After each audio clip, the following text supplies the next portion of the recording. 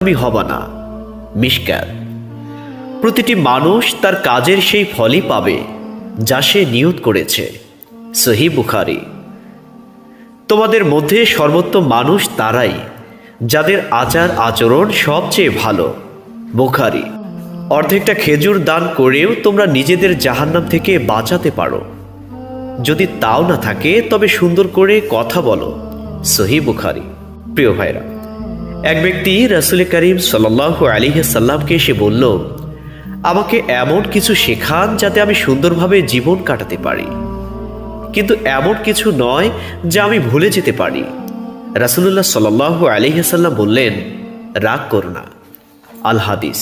একজন মুসলিম যদি গাছ লাগায় অথবা জমি চাষ করে যেখান থেকে পশু ও পাখিরা খেতে পারে, তাহলে সে একটি সদকা করল।